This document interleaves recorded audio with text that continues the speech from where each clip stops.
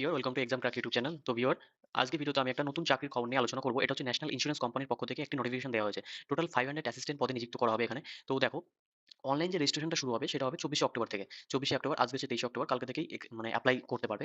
Last date registration 11 November, 11 November পর্যন্ত last date আছে, ঠিক আছে? পেমেন্ট 24শে অক্টোবর থেকে 11 নভেম্বরের মধ্যে করতে পারবে। যে ফার্স্ট ফেজ 1 মানে এক্সামের date of online examination phase 1 30শে নভেম্বর থেকে শুরু হবে। ফেজ 2 28শে ডিসেম্বর, ঠিক আছে? তো এক্সাম প্রসেসটা খুবই তাড়াতাড়ি হয়ে যাবে। মানে রিক্রুটমেন্ট প্রসেস টোটালটাই বলতে গেলে খুবই তাড়াতাড়ি করা হবে। এবার দেখো নেক্সট কি দেওয়া আছে। এখানে ভ্যাকেন্সি দেওয়া আছে। এখানে একটা কথা বলে রাখি, যে স্টেটের বাসিন্দা মানে হবে, যে এখানে অ্যাপ্লাই করবে সে স্টেটের বাসিন্দা হতে হবে এবং সেখানকার ল্যাঙ্গুয়েজ জানতে হবে, তবে সেখানে অ্যাপ্লাই করতে পারবে, নাহলে ডিসকোয়ালিফাই করে দেওয়া হবে, ঠিক আছে? তো এখানে কিন্তু নোটিফিকেশন দিয়ে দেওয়া হয়েছে সেই ব্যাপারটা।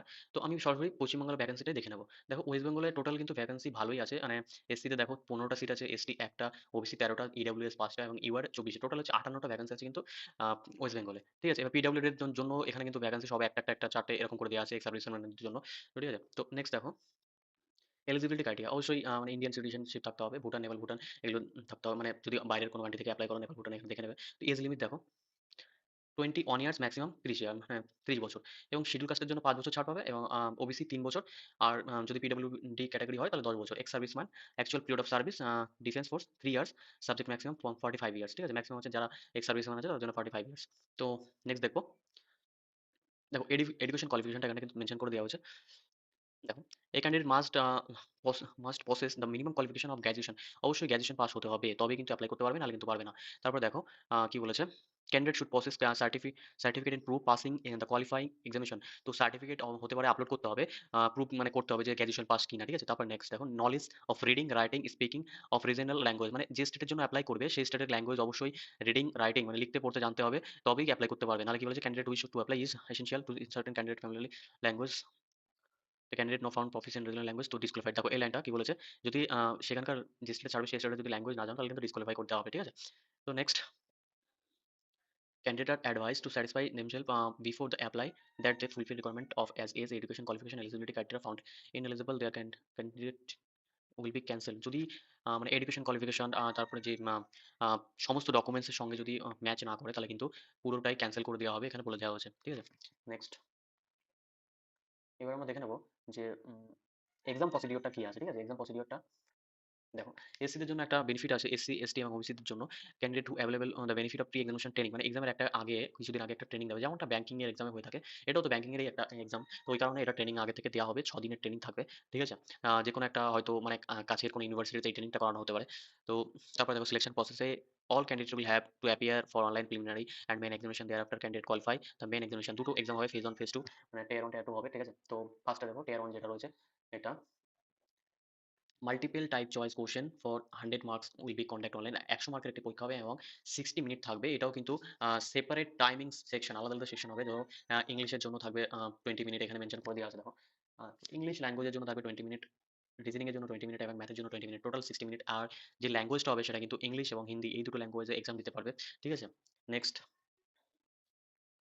মানে total 15 Times of number vacancy আছে। টোটাল যদি 58 থাকে, 58 আমাদের ওয়েস্ট বেঙ্গলের, এর 15 দিয়ে গুণ করলে যে ভ্যাকেন্সিটা হবে সেইটাকে তোমার ফেজ 2 তে এক্সামের জন্য ডাকা হবে, ঠিক আছে?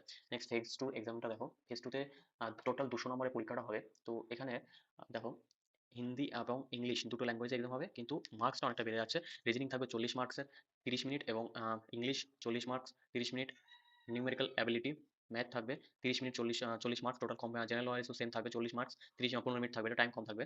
এবং কম্পিউটার নলেজ এটাও 15 মিনিট, 40 মার্কস, ঠিক আছে? নেক্সট দেখো, এখানে একটা মানে কথা বলেছে, please note the candidate will B permitted to appear online examination following the documents. এই ডকুমেন্টসগুলো অবশ্যই কিন্তু এক্সাম হলে নিয়ে যেতে হবে, নাহলে এক্সাম দিতে দেওয়া হবে না। Valid call letter, admit card নিতে হবে, photo identity proof, photocopy of above photo and identity proof, ঠিক আছে? ফটোকপি মানে জেরক্স কপি কিন্তু এখানে নিয়ে যেতে হবে তোমাদের। এই ডকুমেন্টসগুলো না থাকলে এক্সামে বসতে দেওয়া হবে, ঠিক আছে?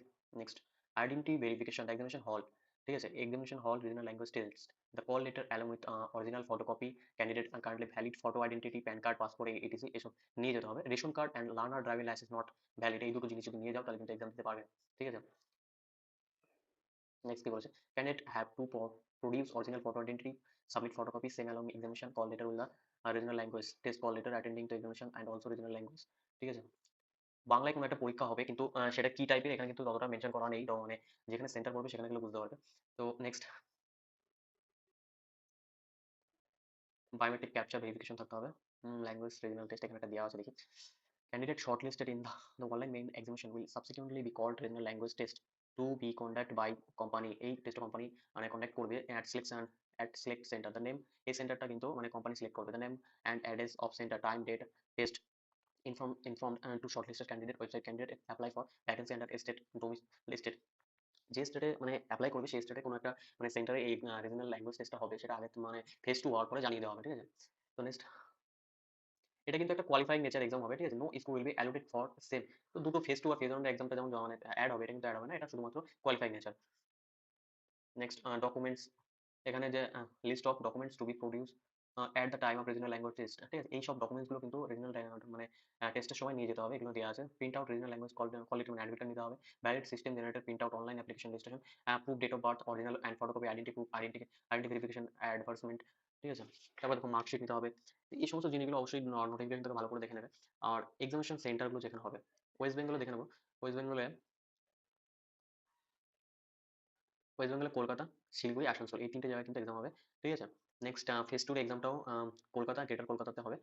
আর next, application fee SC ST PWD ex সার্ভিসম্যানের জন্য 100 টাকা, এবং all candidate there SC ST,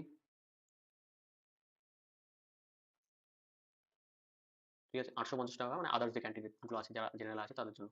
তো অ্যাপ্লাই করার জন্য ক্যান্ডিডেটকে প্রথমে রেজিস্ট্রেশন করতে হবে, পেমেন্ট ফি এবং instant photocopy, thumb impression, hand written declaration. Hand written ডিক্লারেশনটা এখানে পেয়ে যাবে, দেখতে পাচ্ছ এখানে। এখানে আই দেওয়ার পরে তারপরে নিজের নামটা দিতে হবে, পুরোটা লিখে ফটোকপি করে সাবমিট করতে হবে। আর লেফট হ্যান্ড ইমপ্রেশনটাও এখানে আপলোড করতে হবে।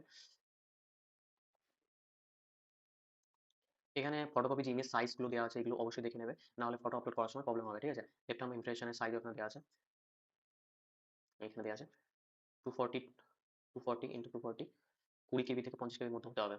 হ্যান্ড রিটেন ডিক্লারেশন 50 কেবি থেকে 100 কেবির মধ্যে হতে হবে, 800 ইন্টু 400 পিক্সেল হতে হবে। স্ক্যানিং দ্য ডকুমেন্টস 200 DPI, ঠিক আছে? তো ডকুমেন্ট এই পিডিএফটার লিঙ্ক আমি টেলিগ্রাম চ্যানেলে আপলোড করে দেবো, যদি চাও এখান থেকে ডাউনলোড করে দেখতে পারো। কিংবা এর যে মেন ওয়েবসাইট আছে সেখান থেকে পুরোটা দেখতে পারো। অ্যাপ্লাই লিঙ্ক এবং পিডিএফ এর লিঙ্ক আমি দুটোই টেলিগ্রাম চ্যানেলে আপলোড করে দেবো। তো আজকের ভিডিও এই পর্যন্তই, এখানে শেষ করছি। যদি ভিডিওটা ভালো লেগে থাকে অবশ্যই লাইক শেয়ার কমেন্ট অবশ্যই করো। আর যদি বলো যে আমি এর ফর্ম ফিল আপ করে আপলোড করবো কিনা ভিডিওতে, তো সেটা অবশ্যই কমেন্ট বক্সে আমাকে জানিয়ে, যদি ফর্ম ফিল আপের ভিডিও চাও, ঠিক আছে? তো চলো নেক্সট ভিডিওতে আবার দেখা হচ্ছে।